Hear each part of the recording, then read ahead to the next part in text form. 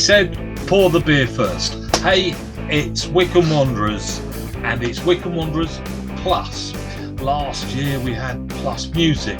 This year, actually, I thought the Plus needed to be something to help us get through the season. But having just watched yesterday's game, a Wycombe against Cardiff in a friendly, would I still need this? I don't know, but we're going to try some every week. You'll see what I mean in a moment. Okay, I've got the list of all the new players. Just to mention, we're only going to sort of do this as a quick intro, 10 minutes. We're going to actually really cut our football programme this year. It's because we worked out that no one cares. Yeah, nobody watches it after about 10 minutes. So we're just going to turn it off, and me and him can have a chat if we want to, but then he'll probably bugger off as well. Okay. Where to start? Let's start with yesterday's game. We had a look at 8 out of the 9 players Wycombe have signed. So this game was 0-0. Kieran, shall we go through the players one by one? Go for it. Go for it. The new players signed. Well, let's start with Laurie Shalar, shall we? Do you reckon that's how you pronounce it? He was the one who didn't play. He was the one that didn't play. He looks, is he 19? Something like that. 19. He's the goalkeeper. He's going to just practice every year. Yeah. And on that, we're going to start with then we're going to go with the plus. Kieran, pick a player. What random order? I know, random order. Here's the plus. The plus is a Buxton Brewery Kingslayer double IPA. And it's an 8%, okay? An 8% craft beer, and I bought it from Tesco's in Wycombe. Right, here we go. Kieran, you chat, I drink. I should point out that this is a man who, at his son's wedding, only drank 3 pints, I think, maybe even less than that, because of his lack of ability to drink lots of alcohol. Therefore, an 8% beer might be something that he really struggles with. Just saves opening a second can, I find. All that. Just get to vodka. We have some weeks where I have some like shots of rum or vodka or something. Yeah. You just bring your own, mate. Just bring your own. Right. Number 1, Harry Boys, who was our left back who played against Cardiff yesterday. He's from Sheffield United on loan. Can't remember how old he is, but he's obviously young, as are with many of the loans. Out of all 9 of our new signings, he was certainly the most impressive. Number 11. Number 11. He was certainly the most impressive. I thought so. He was just... It's difficult to... Maybe, like, if you want to compare to more well-known left-backs, he was a workhorse. He had quality on the crosses he was putting in. Tackles were very decent. Never lost the ball. And did everything right and did everything well and looked quick. I obviously, the Liverpool fan would say he was very much similar to Robertson in that kind of aspect. It was a left wing back role, so it wasn't quite left back, but he did do his defending fine. Obita is who he's replacing. Obita is who he's replacing. Are we a better team with him or without him? Obviously difficult to say because we've had one game. But the signs are very good. He did look... I thought he looked more interesting than Obita, didn't you? The one thing you said that I wasn't too sure whether it was really a issue or not was if a ball came over his head, then he didn't like to head it. No. Like really put his body on the line in that aspect to head No. it. But I would argue that the quality of Cardiff's crossfield balls were very good. And they were typically Ramsey, and they were very good. So I wouldn't worry about that too much. I don't think that will happen in the game too much. He did play, of course, with JJ behind him. Yeah. So he didn't play totally left back, did he? He played in front of the left back. Yeah. he's in terms of him getting forwards, he put in a couple of crosses that looked very decent. Did he potentially do enough going forward? I'd argue none of our players particularly did enough going forward, but we could put that down to the fact that we did have less possession than Cardiff, and it was a friendly and all that sort of thing. But couldn't really fault him too much. If you were to have to give, like, he was man of the match kind of thing, in my opinion. So yeah, he was very good. Okay, next one. Next one, we had Kean Brecken, who is our Man City loanee, who is an attacking midfielder, but he played more as a centre mid, as I think most all our centre mids pretty much did. He didn't stand out as an attacking no, but then particularly, did he? You'd argue that I think Leahy was probably the one who was probably the more attacking midfielder. Brecken and it was Potts who were kind of sitting in behind him a little bit more. On the ball, you can tell he plays for Man City. He doesn't lose it. Let's say that, really. No. When put under a bit of kind of physical pressure, you'd imagine he would struggle a little bit more, but kind of, yeah, he looks composed and all that sort of thing. And that does come from having played for Man City. So, yeah, did he do an awful lot going forward? No. Again, nobody really did. He didn't have any kind of like moment where you're like, oh wow, that was really good. But he did everything solidly and showed for the ball and all that sort of thing. So they did have a problem on the football pitch, and that was who was playing in front of them. Let's be fair. Yeah. And that was our old favourite, Hanlon. Oh my goodness. The thing is, you say this, and you say this in a very kind of negative way, I feel. He's evidently just a player who's lost complete confidence in him, in his ability. And he was never going to score a goal. No. He never created a goal. He never did anything near a goal. And that didn't make life easy for the midfield while playing Cardiff. It had to be boom, boom, boom.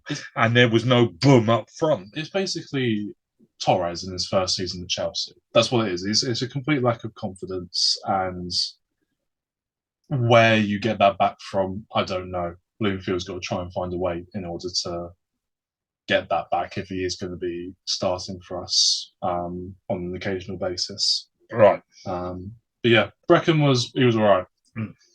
Keogh, who was from Ipswich, most famously played for Derby. He was our central centre-back of the three. He's the one that's 55 years old. He's quite old. He looks it, doesn't he? He looks old. Does he look older than me? I think he might. Do you think he might look older than me? No.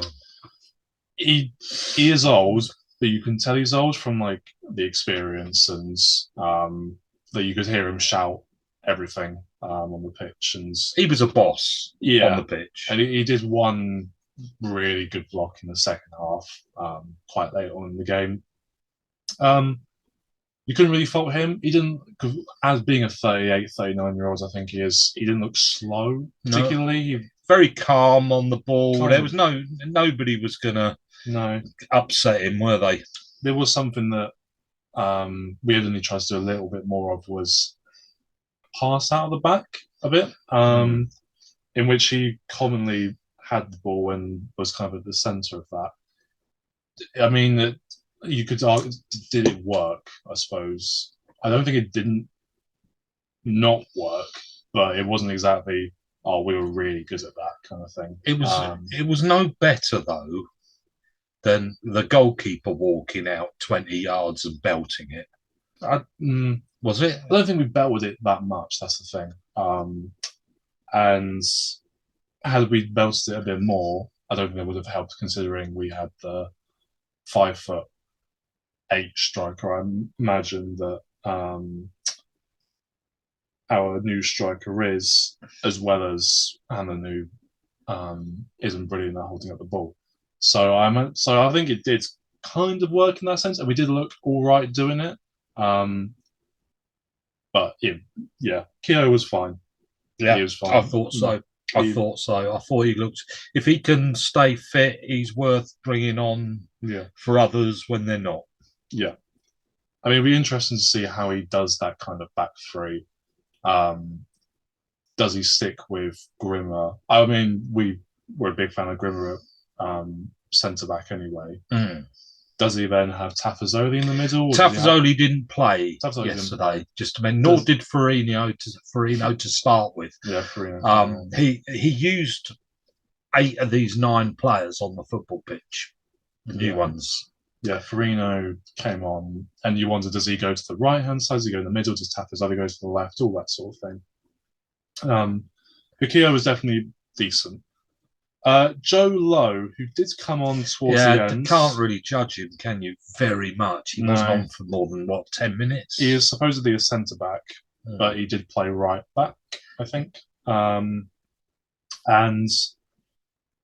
he was fine. He didn't do anything wrong. Put his foot in when he needs to, and all that sort of thing. So no complaints. The fact that he didn't start kind of suggests that he's not going to be a starter, which is fine. He still looks okay. Spoke about the goalkeeper. Leahy in midfield from Shrewsbury. Shrewsbury's captain. Our new number 10. He looked. He didn't have a lot. He didn't do a lot, to be fair to him. Did he do anything wrong? No. We said whilst we were watching it, it's a difficult game for centre mids and attacking midfielders to get into because of the opposition you're up against and the lack of the ball you have. Cardiff looked slick with the ball, didn't they? Yeah. They very quick, one touch all the way round. Difficult for Wycombe players in League One. It's difficult to get a full picture of what we could or would do against Burton, for instance. That's only because we're up there as Burton on Saturday 19th. But on the other hand, they never controlled the midfield, did they? Would you say? I don't think they had control of that game in any form. We said it was a very weird game. There was only one really big chance in the game, and that came at the end because of a mistake from them. Yeah. It felt like it was an interesting game for us to watch, obviously, because we get to see these new players, and there were some exciting stuff from them, but not a lot happened. Had we not had those players on the pitch, it would have been dead. Yeah. It was more interesting watching what we'd got, wasn't it? And couldn't tell with Lee. He just couldn't tell. No. He looks fine, though. Kane Vincent Young, who was playing right wing back, also from Ipswich. Well, I kept saying, I wish he'd had the ball more. I want to see what he can do. Yeah. But he just didn't get the chance, did he? No. But a couple of times he did, up at the top right-hand side when he got up there. And I thought he looked pretty good. He didn't look like he hung on to the ball at all. It looked like he was happy to do one-touch stuff to get into the box and to get that ball across even. Didn't see many crosses up in the air by him, so we're not quite sure what he's like at that, but he certainly managed to get back and do his defending as well. Yeah, he's evidently quick. And on the ball, he did look decently composed. I mean, on our team, there wasn't really anyone who you thought, oh, he's giving the ball away again, kind of thing. Yeah. Everyone kept the ball very decently. And if you're up against a championship opposition, that is going to be a bit more difficult. So kind of have no complaints with them, really. And you do. I mean, he was probably outdone by Boys in the sense of the fullbacks. We did tend to use Boys a bit more. Yeah. But he still looked fine. Dale Taylor, who was up front alongside Hanlon, who's from Nottingham Forest on loan. He is a Republic of Ireland international, or Northern Ireland, one of the two. He looked nippy, and he looked like he had some quality on him. There was one moment where he did really well, and it looked really good. don't think he had a shot. Don't remember him having a I shot. don't remember many people having a shot. No. So again, difficult to tell.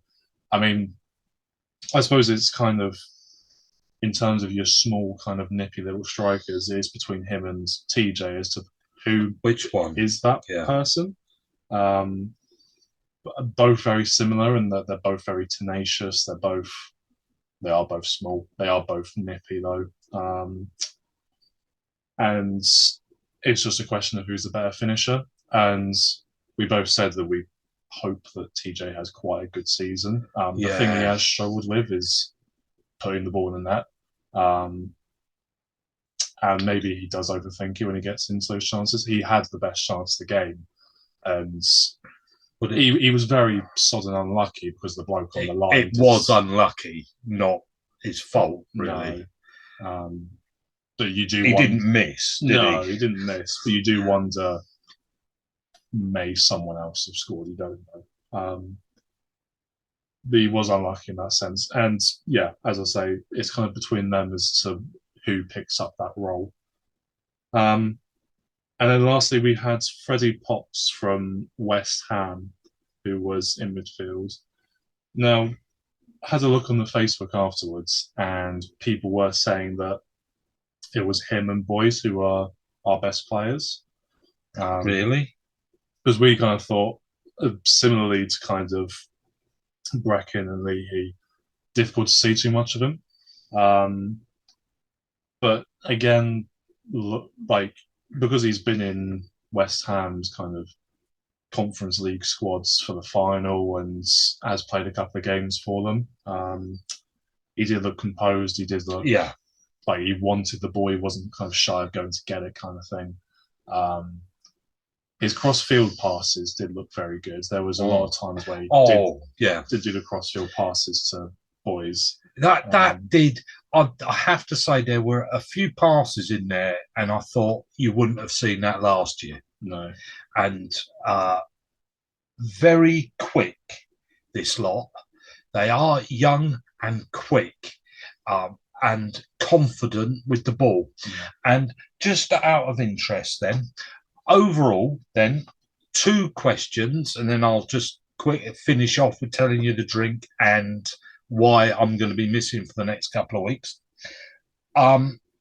First of all then, how many of them would, I mean, from what you've seen, of course, it's impossible to really tell. How many of them would be in your starting lineup? Boys, yes. Breckin,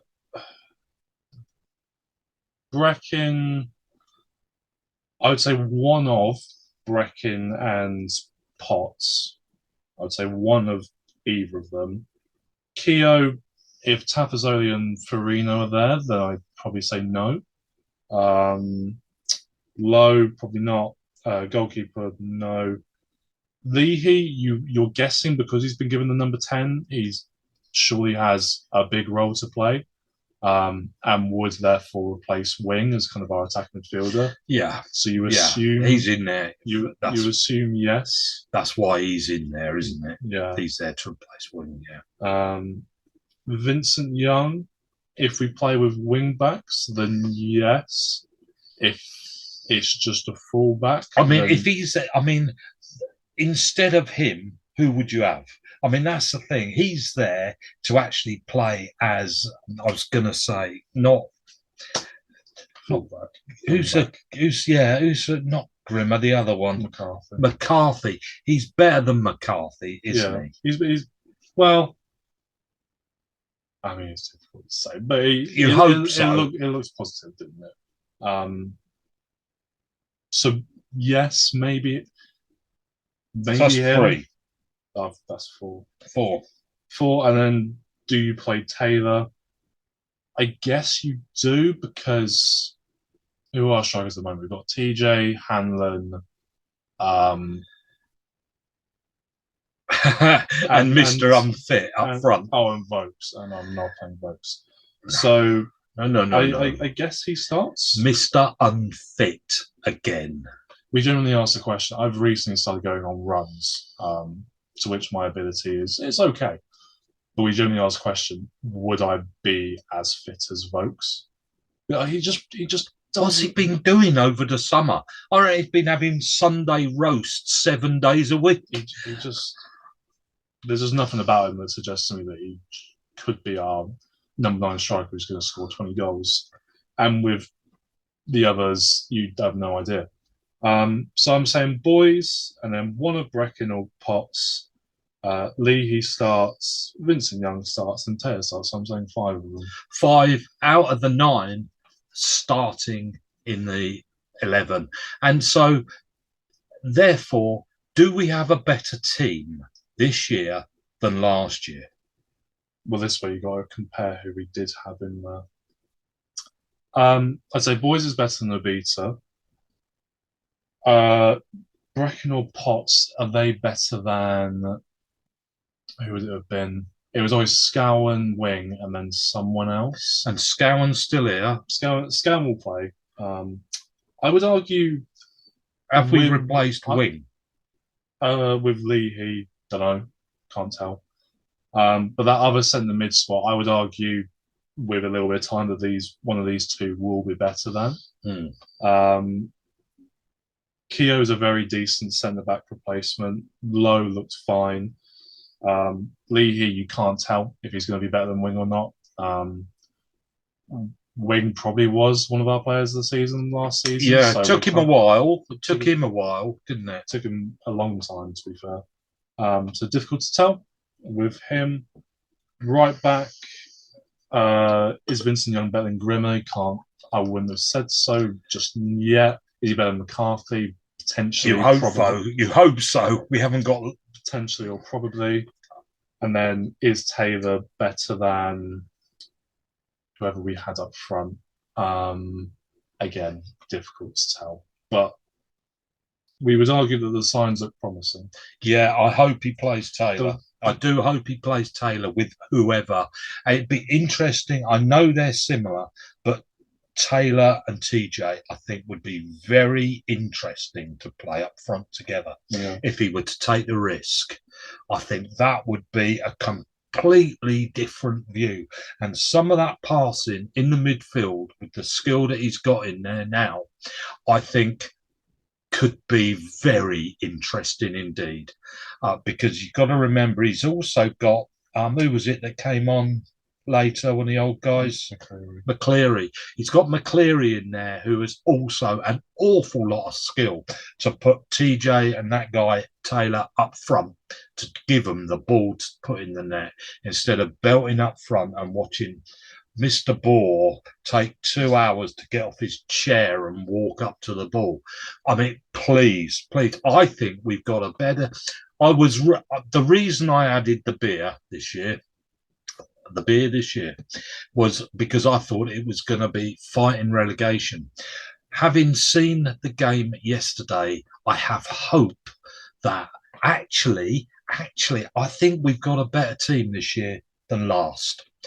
And it is up to the manager to take a risk with some of that stuff, I think. Yeah.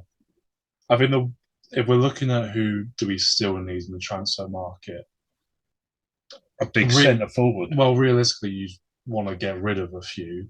Yeah. You would get rid of Vokes and Hanlon and then have someone to replace them. That obviously won't happen. But, I mean, centre forwards are difficult. You're never going to find a 20-goal a season striker just like that or sign them just like that. So we've just got to work with what we've got. I mean, as we said yesterday, either you have your 5 or 6 players who all get about 10 goals, or you have your one striker who gets about 30. It looks unlikely that we're going to have that one striker, so we're going to have more people chipping in, which means your Potts and your Breckin and they've got to start. It'd be interesting to see. So, have you got anything else you want to add?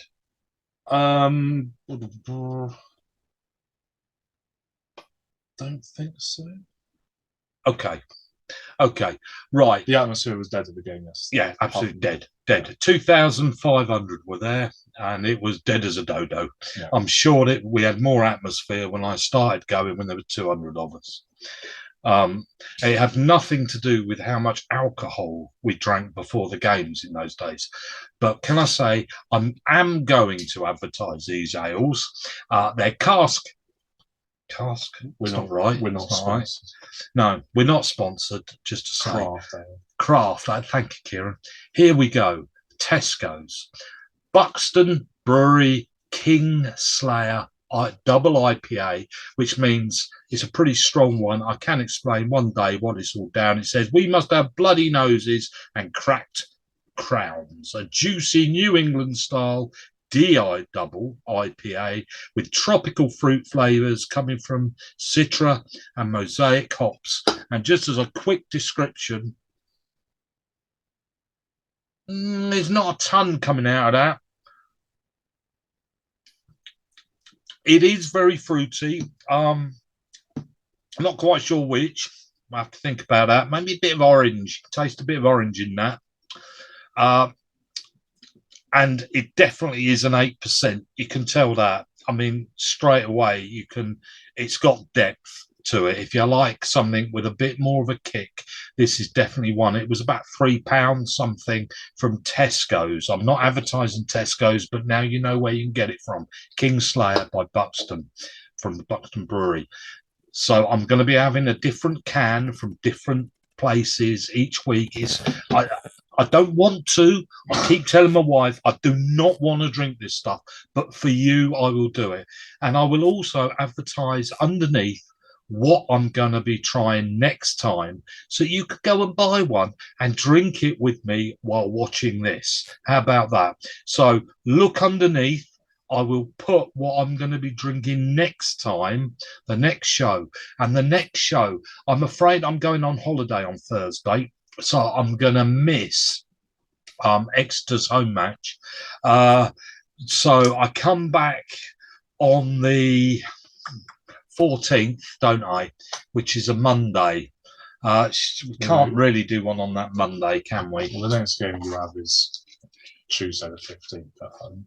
Shall we do one on the 16th? If you want that. Kieran's at home now. He's a lazy bastard. He's finished university. I haven't. I'm still doing it. Yeah, actually. Sort of. So whilst you turn the nation into alcoholics, yeah. If you want a gym... Oh, by the way, if you're under 18, just have the orange. You think any under 18s are watching this? If you want a gym program, go to my website, ktcoaching.uk. We'll put that underneath as well. You might need to lose the weight. And in fact, Vokes, if you're watching Vokes, maybe you could do it, a bit of keep fit, that sort of thing. Yeah. So we'll probably put one on here on the Wednesday, the 16th.